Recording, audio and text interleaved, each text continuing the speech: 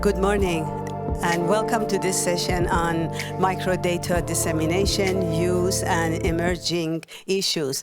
We have an amazing panel together here to bring out some of the really important issues on microdata dissemination.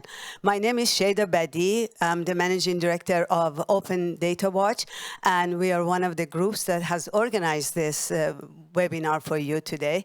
It's a hybrid one, so there's some of us who are in person for the first time in Bern, and then some on Zoom, and we welcome you all. I just wanted to welcome you and say how important this topic is for us, for Open Data Watch, and how important also is a topic that we have to do in partnership with others. This partnership has been a key word in the World Data Forum this week, and it's really particularly important for this topic. No one can do this amazing work that we need to do on microdata dissemination alone. Many agencies come together to produce and support microdata collection. But we really now need to hold hands to really improve the dissemination and use of the microdata. So we have an amazing panel, as I said, and even more amazing moderator for today, and is my dear colleague and friend Pietro Cenari, who is the Chief Statistician of FAO, and he's going to be taking us through today's session. Over to you, Pietro, and thanks for putting this together and moderating. Thank you very much, Shaida, for your kind introduction, and a very good morning to all of you, both present in this room and joining us virtually. First, I would like to thank you all for joining us today at such an early hour in this important session on microdata use, dissemination, and emerging issues. This session aims to promote open data, in particular, access and use of microdata as a way to boost analytical research and knowledge advancement. In fact, microdata from censuses and surveys provide disaggregated data for addressing critical development challenges, such as poverty, gender inequality, food insecurity, just to name a few.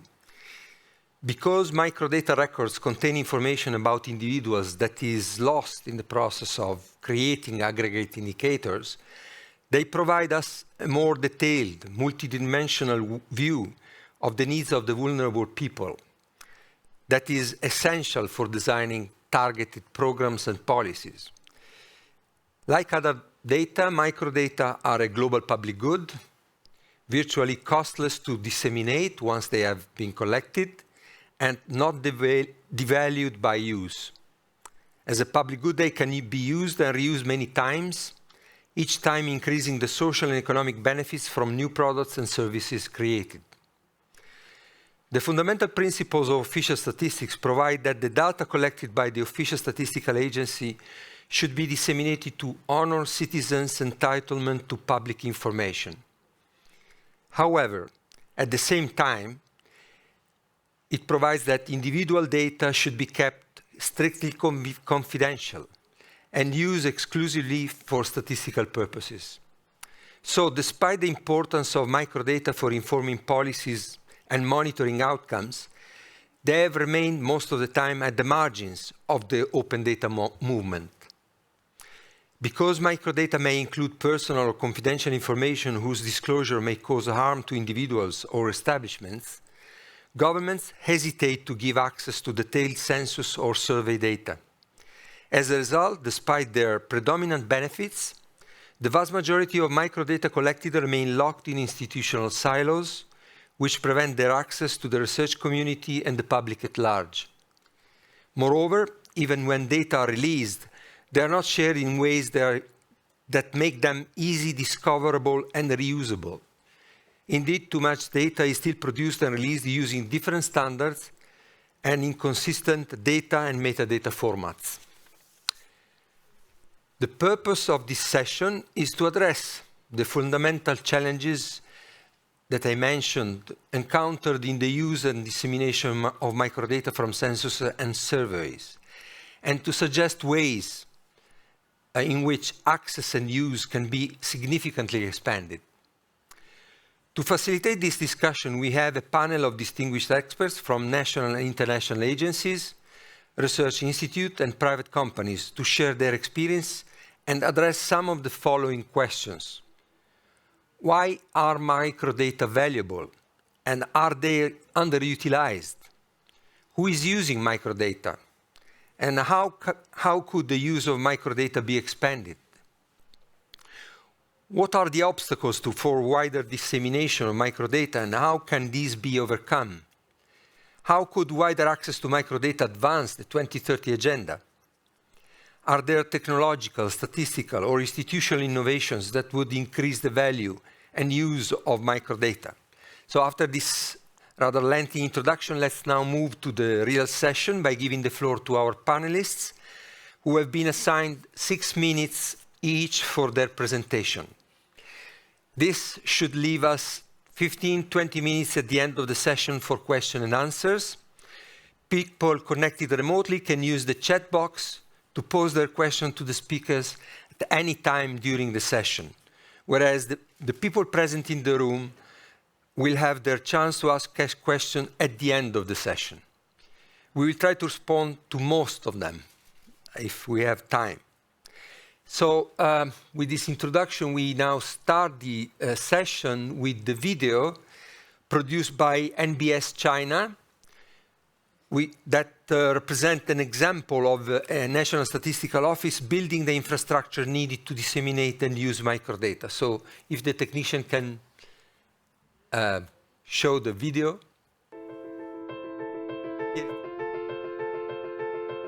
Microdata is an integral part of China's strategic resources for big data. The National Bureau of Statistics of China, NBS, has established an Office for Microdata Development and Application, which has initiated a system that is suitable for the Chinese context and also in line with internationally accepted rules and regulations. In parallel, the establishment of microdata laboratories is pushing forward. Responding to the trends of the times, in 2017, the NBS started the development and application of microdata and has since launched the NBS Tsinghua University of China Research Data Center, NBS Microdata Laboratory, NBS Renmin University of China Research Data Center, and NBS Peking University of China Research Data Center over the past few years. The microdata of the NBS is open to the ministries and commissions under the central government and their affiliated scientific research institutions.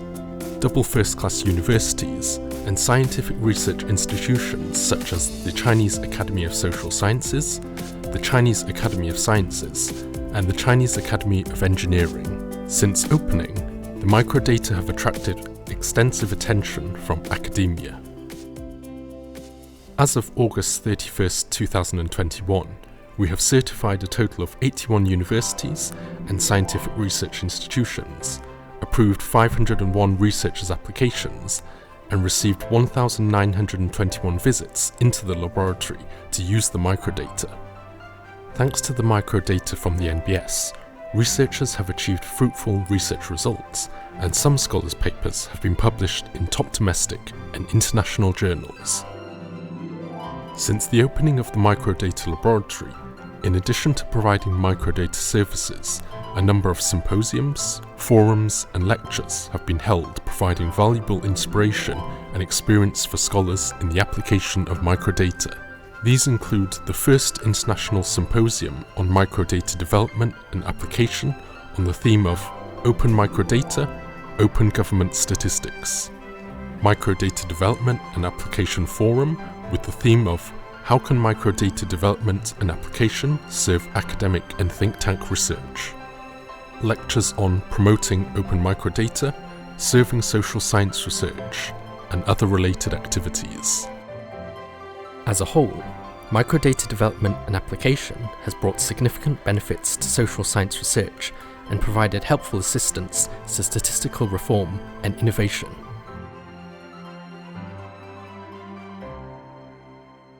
Okay, thank you to the technicians for screening the video. This shows, as we said, the institutional effort and commitment from NBS China to promote microdata dissemination. Actually, they've done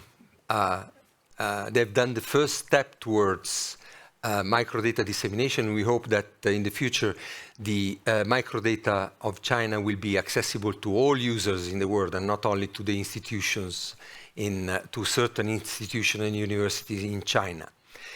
So now let's move to the first speaker in person, Lara Cleveland, Director of IPMUS International at the University of Minnesota, who will focus the presentation on the production of public use files as a mechanism for widely disseminating microdata, and on the characteristics of the main users of the IPMUS microdata.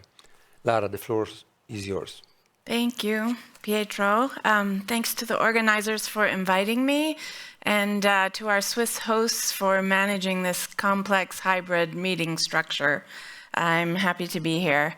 I am at a research institute at the University of Minnesota that is home to the largest collection of population data infrastructure for research, known as IPMS. We do work that integrates and standardizes microdata from population and housing censuses and a number of surveys. We harmonize variables so that they share comparable codes across time and place and deliver the data on a user-friendly web system. These data are used by scholars all over the world, and I'll tell you a little bit about those scholars. In 1995, we started harmonizing historic census data. Over the next few years, we brought in census data from censuses historical and contemporary from the US Census Bureau. And in 2000, we started negotiating with NSOs all over the world, asking them to entrust samples from their censuses for harmonization and dissemination through IPMS to the scholarly community. We've grown to expand to US surveys on a number of topics, and we've recently been partnering to disseminate harmonized data from the DHS, from Gates-funded PMA surveys, UNICEF's mix, and we're starting to incorporate labor force survey data into this dissemination system. So we work with a lot of microdata, and my role here is to tell you a little bit about our experience with our users, what they're doing with the data, and who they are. Since that early 1995 release of historic data, more than 240,000 people have registered to use the data. The little artifact in this bar chart here is that our current system for tracking these users was implemented in 2006. So you see in those first 10 years, we entered less than 20,000 users over that 10-year period. The number of data sets and records in the collection has grown over the years, and currently more than 20,000 people each year are registering for access to the data, at least one data set across this collection. The people come primarily from social science fields. Economists are the #1 users, and more than half of the users are students, either because their faculty members are using IPMS to teach statistical and social science topics in their universities, or because they are graduate students working on their PhD thesis. In these 25 plus years of disseminating data, we have released and hosting billions of person records. We have never had a breach of confidentiality, and users are quite responsible. So we're in this position with census and survey data where the data are riskier than the tables published by census offices, but they're not revealing of individual identifiers, and they don't have sensitive information that you would find in detailed health records. But We also screen all the applicants, and there's a registration process, which means the environment is a little safer. These are sophisticated users who are trained in data ethics and statistical principles, so they're a safer audience for these data. And they publish high-impact research. Similar to the video we just saw from China, they are producing high-impact scholarly publications. They're creating indicators that fuel dashboards that inform their constituencies about important issues. They're being used by UN entities to measure sustainable development goals. And the microdata have that detail and interoperability and allow researchers to explore complex processes. So these are high-value data, high-impact researchers, and the data are so valuable for us to understand the mechanisms that contribute to progress on the Agenda 2030 goals.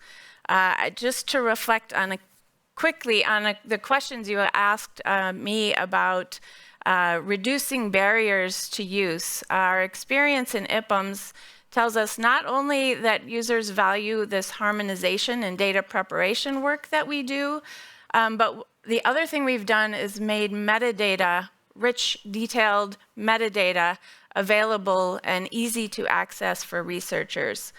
They can't properly interpret the data unless it's accompanied by excellent documentation. The other thing I think we know as social scientists is that educators are training the statisticians and the people who will use the data for the future. And I think there needs to be a little more conversation between statistics and social science data users. We have statisticians trained to go to the NSOs, but they might be trained on test data. We need them learning some of the social scientists what they've learned about working with real-world data that's sometimes messy and that requires a lot of that interpretive work. So those are a few quick reflections, and thank you for letting me be here today. Thank you so much, Lara. We move quickly to our next second speaker, Ivana Bielic, data processing expert at UNICEF Multiple Indicator Cluster Survey, the mixed team, who will describe the UNICEF strategy for maximizing the use of mixed microdata and how the UNICEF handled the challenging trade-off between protecting sensitive data and promoting data use. So, Ivana, up for you. Good morning. Good morning. Thank you very much. It's a pleasure to be here in this session. My name is Ivana Bielic. As I mentioned, I'm working with the UNICEF Multiple Indicator Cluster Survey Program. A brief description of the mixed surveys. There are household surveys that are implemented by countries under the UNICEF program. And since the mid-1990s, close to 350 surveys were carried out in around 120 countries. The mixed program didn't have a policy to archive and disseminate microdata at the very beginning in the 1990s. It was only after the second round, around year 2000, that the program started archiving and publicly sharing data from countries through its website and also concurrently with the NSOs. During the last 12 years, only 2 countries, which corresponds to 3 surveys, have embargoed public sharing. And in the presentation that I'm sharing, you can see in the table the number of completed surveys, along with the number of surveys with publicly shared microdata from MIX. Having said that, there are a few countries that have not joined the program due to our policy of microdata dissemination. The MIX program emphasizes country ownership.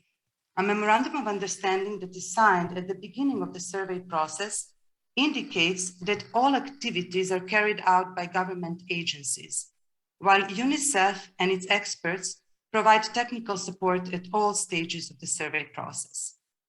Anonymization of microdata, though, as an exception, is carried out by UNICEF data processing experts.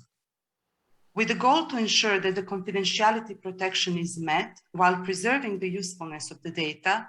During anonymization process, all variables in the data sets are carefully examined and the risk of re-identification is assessed.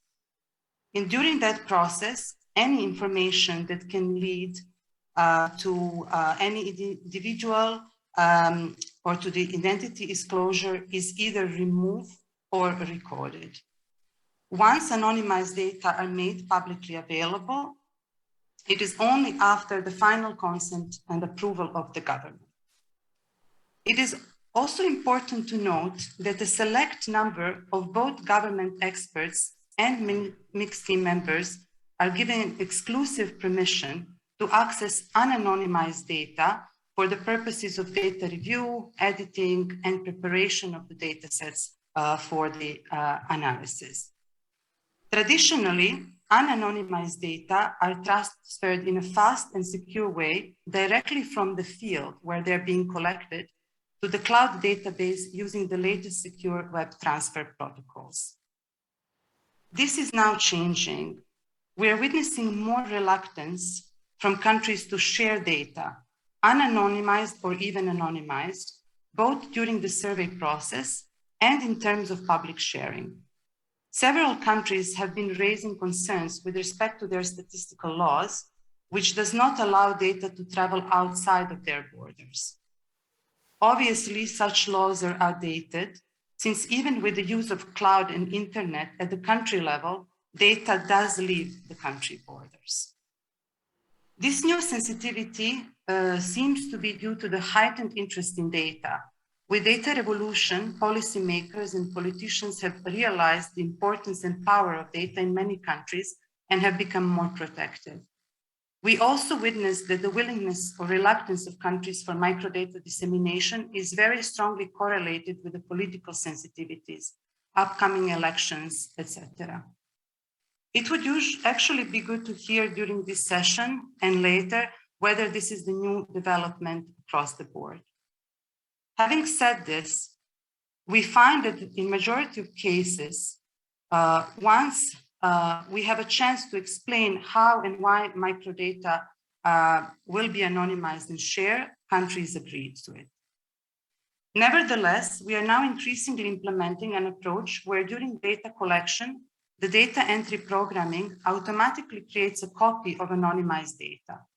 By doing so, raw or unanonymized data are securely transferred to the in-country server where they can be accessed by the government experts, while anonymized copy is shared with the UNICEF mixed team for technical support purposes through the CS Web, which is a cloud-based electronic file delivery web service installed in UNICEF HQ.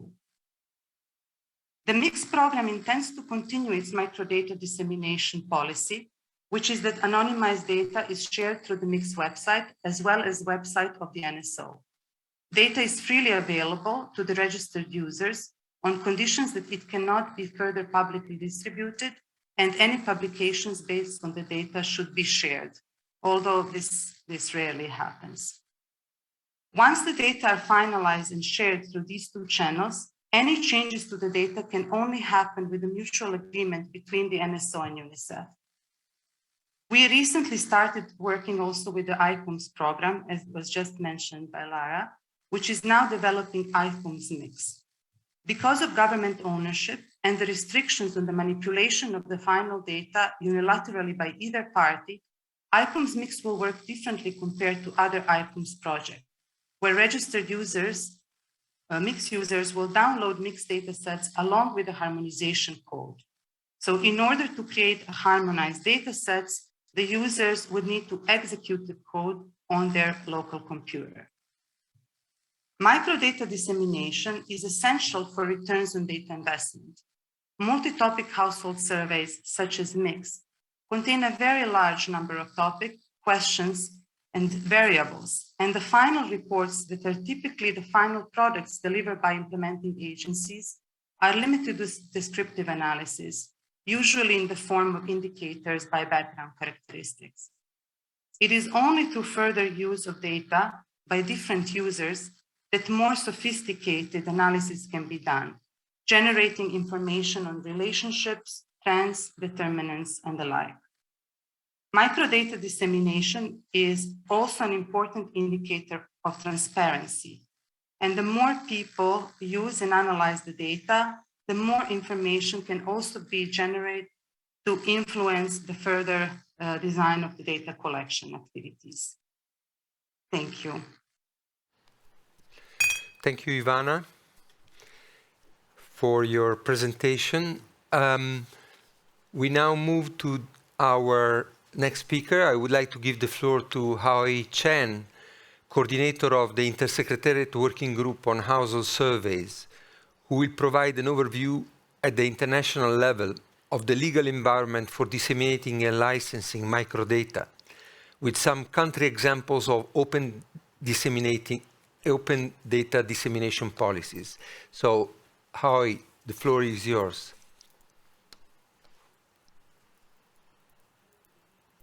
Thank you very much, Pietro.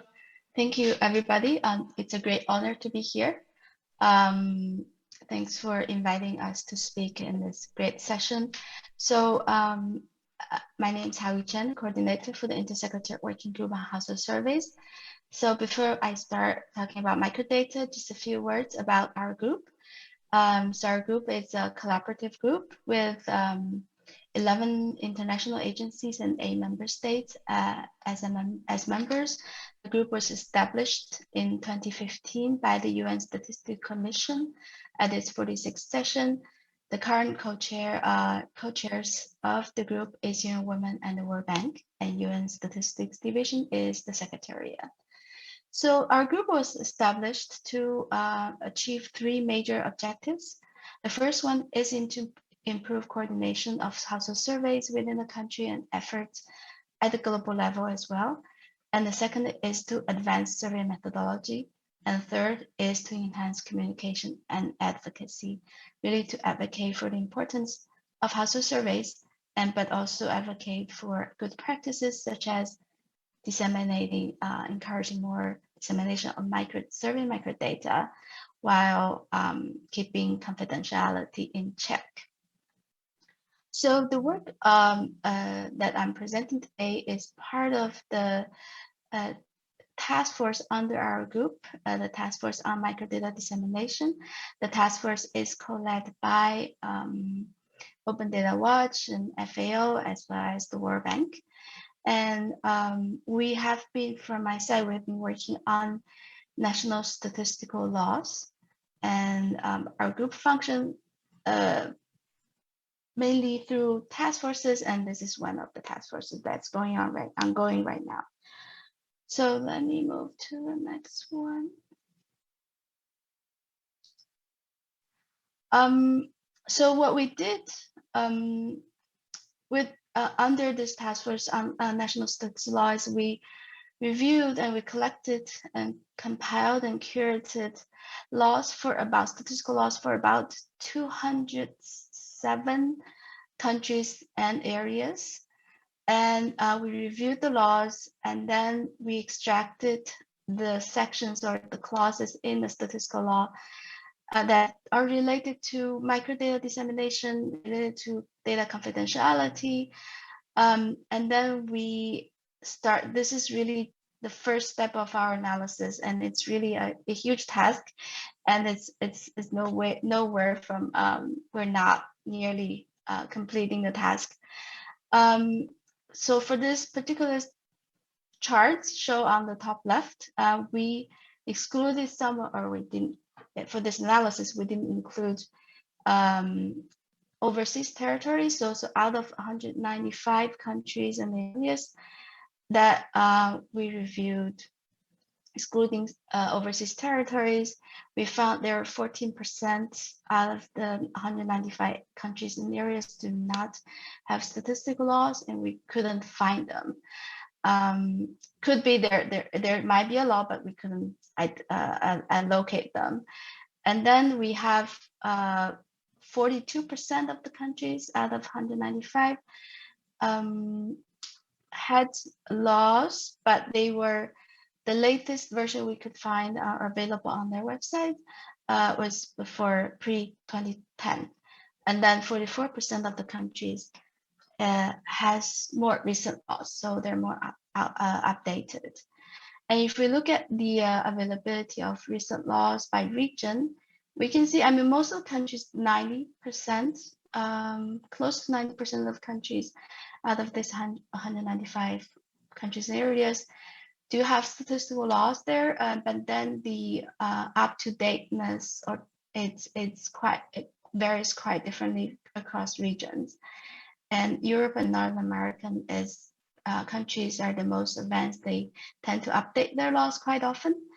But then some other regions, for example, Latin America and the Caribbean, is really lagging behind. Only about 20% of the countries in Latin America and the Caribbean had their statistical laws updated since 2010.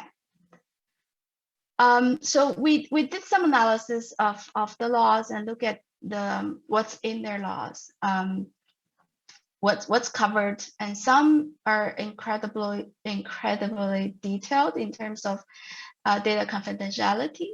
You can have 5 pages just talking about data confidentiality, and some is just one phrase and saying microdata can only be used for statistical purposes, which had no specification on what that means actually, what is for statistical purposes. So look at the chart on the bottom left, and out of 159 countries and areas as a total here, we have about 90% of countries that have clauses, any could be one sentence, on confidentiality of data. But then when we look at countries that actually define what confidential data means, and it's really what 20% of the countries define it. So most of countries don't say it, just say confidentiality or data confidentiality should be protected, or they should not be disseminated, but there's no definition of that. And then a bit more than 40% of the countries do specify under what situations individual level data can be disseminated. And we put about 10 categories that we're trying to classify, and this is really the first 3 I thought just as an example. And the task, I mean, the work is to be continued. This is really just the initial step. For the next steps, we're hoping to really review and better understand the statistical laws further, and then classify them and put them in a more aggregated way and understand whether there's any patterns across countries or across regions. And we also like to see work also with countries, and to see how the law is actually go hand in hand with actual practice of disseminating microdata. Because law is just really the foundation, but doesn't mean that they will be followed. And the other interesting aspect we would like to work on is many countries more recently have data privacy laws, and we would like to see how that works together with the statistical law. With that, I would like to conclude my presentation. Thank you so much. It's really a great pleasure to be here. Over to you, Pietro. Yeah, thank you, Howie, for giving us this global overview of the legal instruments for disseminating microdata. I think it was very useful. We have now our next speaker is Peter Stokes, Director of the Integrated Data Programme of the UK Office for National Statistics, who will present ONS experience in establishing alternative infrastructures and modalities of data access to cater the needs of different data users. So, Peter. Thank you, Pietro, and thank you for the opportunity to speak today. It's a pleasure to join you, albeit virtually. I'm going to talk briefly about integrated data services, what they are, and considerations when establishing them. We've heard in the earlier sessions about how a lot of national statistical institutes and universities and other organizations have secure organizations for secure environments for enabling access to microdata. The presentation from China talked about the great steps that are being taken there in setting up their data labs at various universities.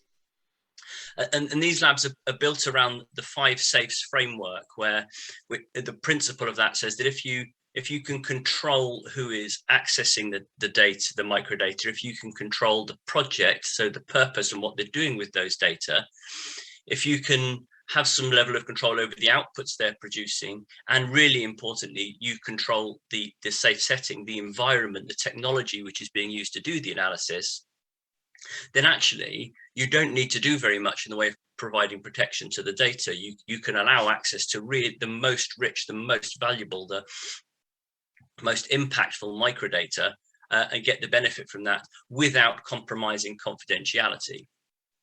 That's what a trusted research environment is, and then there are other alternatives. We had really good presentations there from IPUMS and from the mixed program, showing slightly different ways of enabling access to microdata, slightly less rich, slightly less detailed.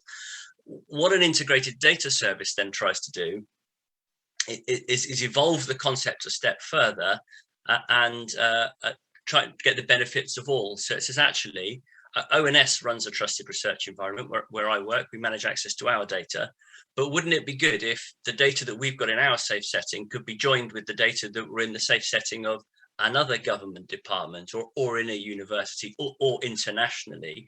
How can we integrate those services and those data? So how can we pull them together? And then when we're pulling them together, how can we make sure we've got standard formats of data? So a lot of the good work, for example, that's done at IPUMS, that value added of standardizing data formats, standardizing structures, standardizing metadata, enabling code sharing as well. And the last 18 months with the global pandemic have really delivered a step change in the drive towards this principle of an integrated data service, where what we found, for example, in the UK is that we've got lots of data in our health service that would tell us how many people were catching COVID-19, how severe their symptoms were, sadly whether they died. But actually, we didn't know very much more about those people. What we needed to do was join those data with social data as well, which were held wholly separately, often by ONS. So by being able to link those data sets together across different environments, we could all of a sudden give government the information they needed to say, actually, these are the occupations, these are the jobs where people are most at risk of catching this disease and of catching it most severely. These are the communities where people are getting more severe symptoms because of overcrowded living conditions, for example. We could demonstrate vaccine hesitancy differed by different ethnic groups, different cultural groups, really drive government policy and government practice to improve lives across the country, which is really the value of microdata. So that's what an IDS can do, and it's not restricted to health. If you can link health data with education data, with social data, with economic data, with criminal justice data, you can learn so much more about the population, do so much more good for the population without collecting extra data. And going back to Pietro's point right at the beginning, there's almost no cost at reusing these data other than in setting up the infrastructure. And that's what we're trying to do with the integrated data service. Now, that all sounds terrific and it's so brilliant. Oh, well, that's great. We all need one of those. But there are a lot of considerations when you look at setting up an integrated data service, as there is if you're setting up a trusted research environment or a secure lab. And the first of those, obviously, is the cost. It's not a cheap thing to do. It costs a lot of money to build the technology that you need to demonstrate security, to build the data stores, to build the analytical platforms. But it's not a one-off cost either, because to maintain this security, to make sure you're only letting the right people use the right data for the right purposes, you need the staff as well. You need to resource and manage it properly. And not every organization, not every country can afford to do that. And the other consideration you need, and this picks up on how you was just talking about, is you need data. You need to be able to pull data together from multiple places.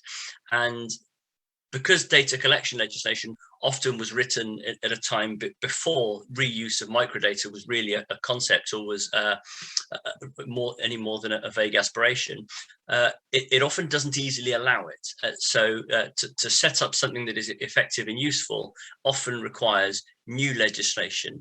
And we found in the UK in the last 18 months, there is appetite again for further changes to legislation, if necessary, to help us more easily respond to future shocks as we have to the pandemic. Then the last point I was going to touch on very briefly, I think I'm already a few seconds over, is does everybody need an IDS? What are the alternatives? Well, they're not essential. There's huge value from such a service, but actually the existing networks that some countries, some organizations have of their secure labs, their trusted research environments, provide a huge service. Where that isn't possible, international services such as IPUMS do a really terrific job at doing a lot of the hard work in standardizing people's data and making those more onwardly shareable. There's a compromise there, but if you look at the picture below of the 5 safes, they're like a set of scales. If you can't invest in the technology and the infrastructure that is needed to allow access to the full data, with the people to control the people in the projects, to provide the technology and clear the outputs, by adding slightly more protection to the data, as they do at IPUMS, making the data slightly less disclosive, slightly less the risk of confidentiality, you can get almost the same value from those data without the infrastructure. That's where I shall stop. But I thank you again for the opportunity to speak, and I look forward to the discussion. Okay, thank you. Thank you very much, Peter. We have now come to the last presentation, which will be delivered by Mario Kunz, my colleague here, smallholder digital solution lead at Syngenta Foundation, and by myself. We will describe the public-private partnership for microdata dissemination established between Syngenta and FAO. We will discuss the key obstacles and incentives for private companies and international organizations to collaborate in sharing publicly their microdata. In addition, we will try to discuss how the private sector microdata can help improve both official statistics and SDG monitoring. Mario, thanks. Let's start. Thanks, Peter, and very honored to be here. And when I was invited by him, I was actually very pleased. Representing Syngenta here, about 7 years ago, we first launched our sustainability goals. This was named the Good Growth Plan, and our commitments have been published. And since that, for 7 years, we are now capturing data in more than 40 countries with about 20 crops. Every year, these results are published in an aggregated forum, but as you can imagine, we are sitting on a pile of microdata, which could be used for other purposes. So a lot of smallholder development goals are being addressed with these. I mean, 1, 3, 5, 13, and 17 I've written down yesterday, which is around no poverty, zero hunger. We have programs in gender. Climate, of course, is important. Initial main focus was around productivity and efficiency. And what are the obstacles to share this? First of all, as every big company, you run internal programs and projects, and it's so easy to capture data, sit on it, your purpose of the project is fulfilled, and then this is put in the shelf and forgotten, where there is much better and broader use with that. And obviously, we cannot share competitive data, so that's also where is the borderline between what can we share outside and inside. And the other thing which we also stumbled over, in particular myself, running in the sustainability team, the Good Growth Plan in my team, is the quality assurance. We have been setting up kind of standard surveys internally ourselves, but just for our purposes.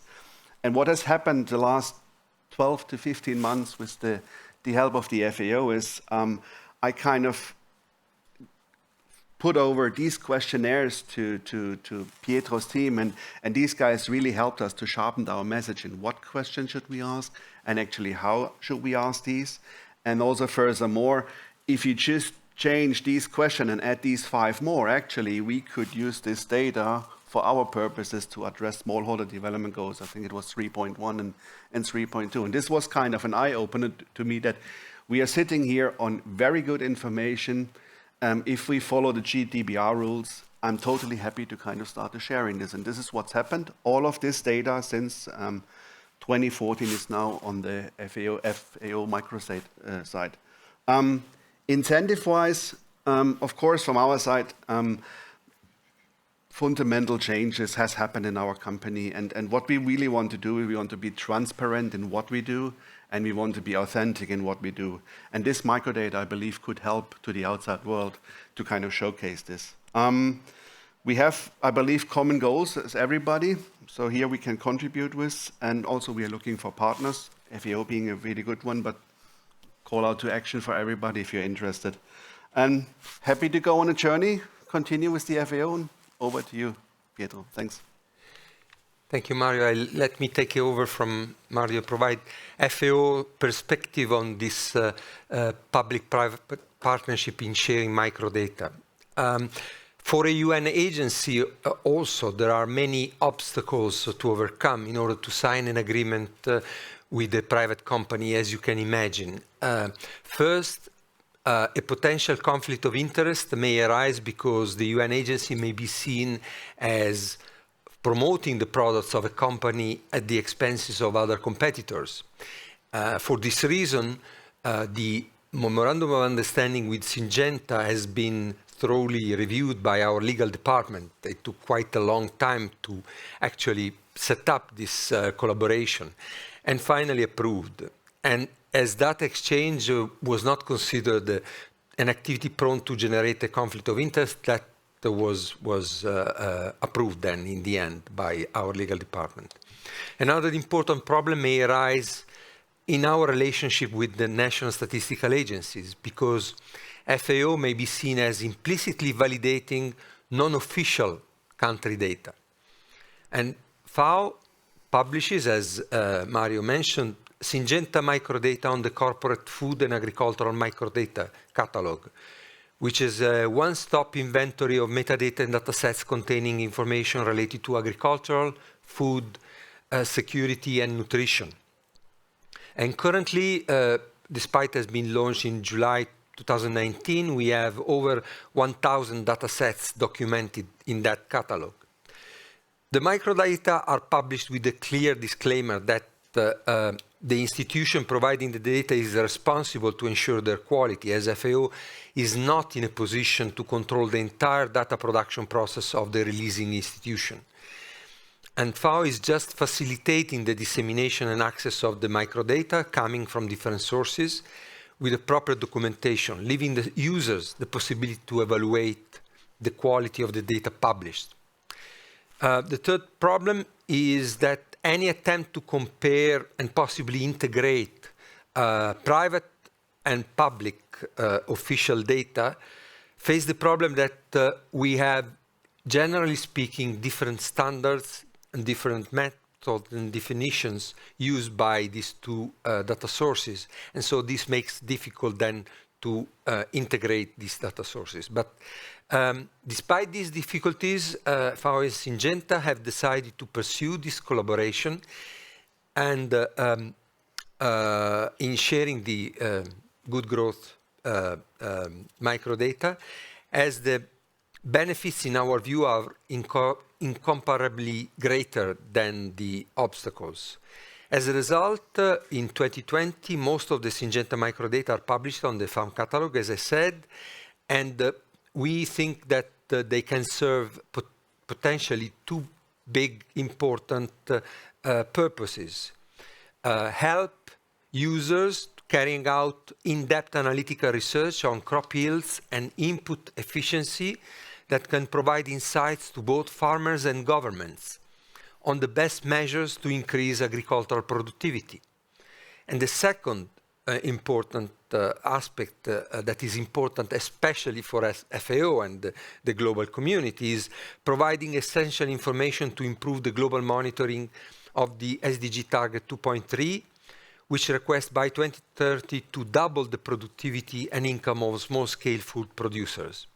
And so, in order to achieve this objective, we have agreed with Syngenta to introduce some changes in the data collection of Syngenta in two aspects. Firstly, increasing the sample size in order to obtain nationally representative production data. And the second aspect is proposing to introduce some additional questions into the Syngenta questionnaire to collect relevant data to monitor SDG indicator 231 and 232. And this data can be very useful because are collected, as I said, in 46 countries, and we have at the moment a very low coverage of this indicator, can help fill that country data gaps and also cross-validate country data, because sometimes data at country level are not collected using the best possible methodologies. So with this, I conclude the presentation and the presentation from the speakers, and I would like to open the floor for questions from the audience. So whoever wants to ask a question, you may raise your hand. We have some questions also from the chat that I have tried to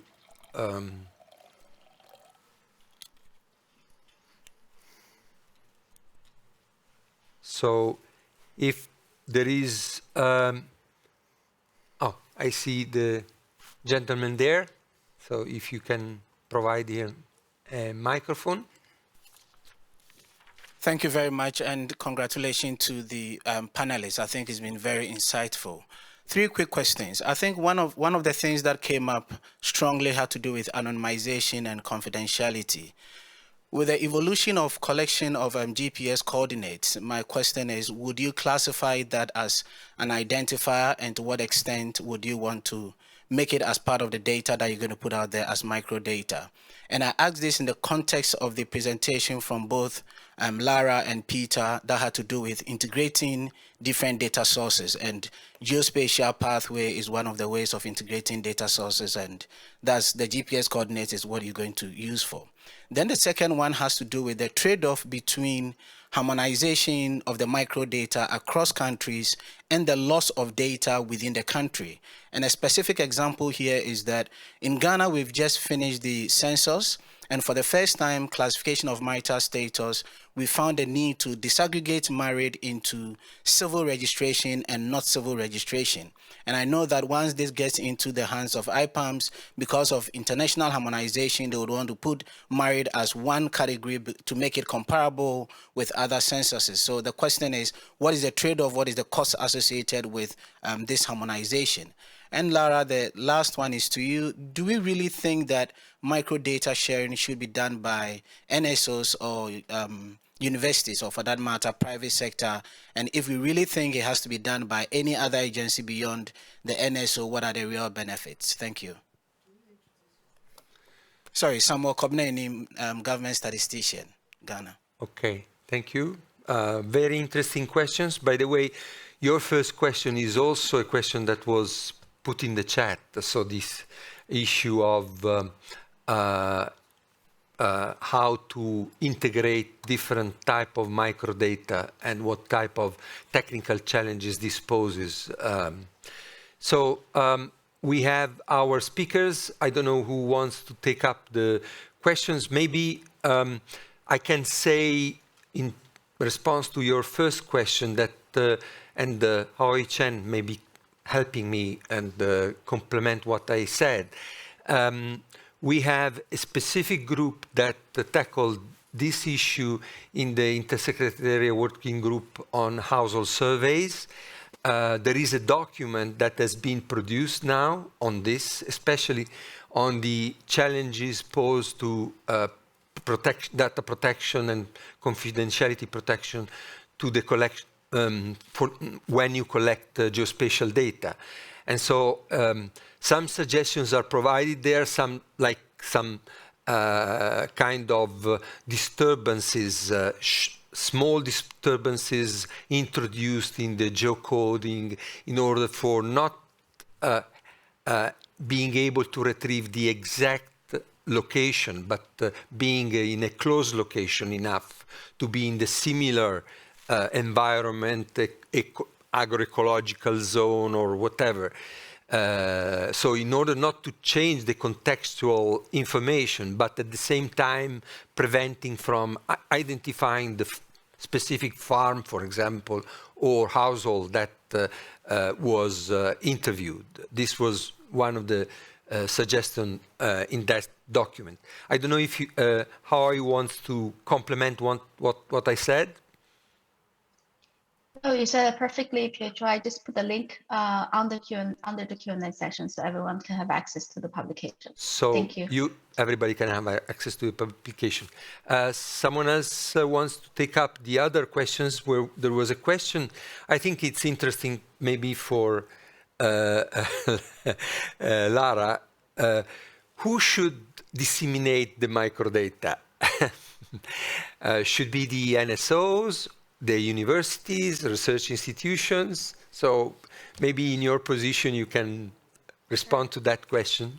Sure. IPMS exists because a lot of data sets were used to publish national results needed for planning and objectives of the country, put on a shelf, and kind of forgotten and at risk of loss to the world. And we think they're highly valuable for academic research.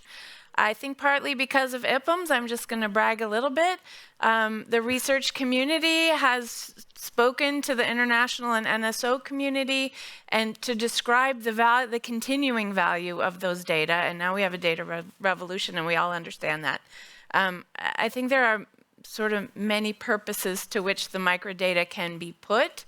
And what IPMS is doing is really facilitating cross-temporal, cross-national types of research. They're highly valuable for that. So it is possible that the NSO should make them available and maybe distribute them on their own websites. But where they land, you know, if you have a highly technological environment like the UK, ONS, you can distribute sort of that detailed and high-risk information in a secure place. If not, IPMS does a lot of the work, academics do a lot of work to help implement methods that make the data safer for broader use. And I think we do a great service in that area. We alleviate a lot of burden from NSOs there. If I may add one thing, I think it should be done by both, because it's important at national level that these data are disseminated and there is country ownership of this data. At the same time, at the global level, you can work on the harmonization across countries. And so in helping to compare data across countries and compare the information and the performance of countries. So there is a role both for national institutions and international institutions, in my view, in disseminating microdata. The third question, which is very important, is the trade-off between harmonization. Is not only harmonization, but also preservation of data confidentiality and data loss. How can we solve this trade-off and conundrum? And maybe Peter Stokes can talk about that, respond to this question. Yes, I mean, I agree with the previous responses to the previous questions. Well, I think there's a place for NSIs and academic institutions in disseminating access to data. It's a difficult one. When we combine data sources, you do lose some of the richness of the individual data sources, because you have to collapse categorizations in categories, or you have to or group up geographies, but also you lose data in itself because there isn't a perfect match from data set to data set. We matched our census records to our health records, for example, in response to the pandemic. Not everybody who was in the census data we could find a health record for, and vice versa. So there is data loss there, but I think so long as in the balance you are gaining more from the data that you've joined together, that's the trade-off. If the data that you're left with once they've been linked together are more valuable than the component constituent parts, that's when you do it, and that's what's needed. And then the other point that is really important in this, it's not that you're losing data. We all accept that. It's that the analyst needs to understand what they've lost. They need to understand the compromise, and this comes to a point that Lara was making in her presentation earlier. Is it really the importance of the metadata becomes it grows the more complex the data sets are. Metadata for a single data set are important. Metadata for a combined data set from 2 or 3 constituent parts, ever more so, because you need to be able to understand the joins and understand those compromises so that your analysis truly reflects the data that are there. Well, I think we have come to the end of this session. I cannot take any more questions, but I will be pleased to respond to bilaterally at the end of this session, if we may. I don't know if the speakers, I didn't have the chance. I give the floor to Ivana for a rejoinder, or to Mario, or so. Do you want to say something else, last few words for this session, or you're fine with that? So if this is the case, so we can conclude the session, thanking all the speakers with a big round of applause, first of all, and both in presence and, of course, remotely, especially our colleagues from Open Data Watch that are in the early morning up and helping us to connect this session, and all of you participants coming here very early despite the gala dinner last night. So thank you very much, and have a good day and continuation of your participation to the World Data Forum. Thank you.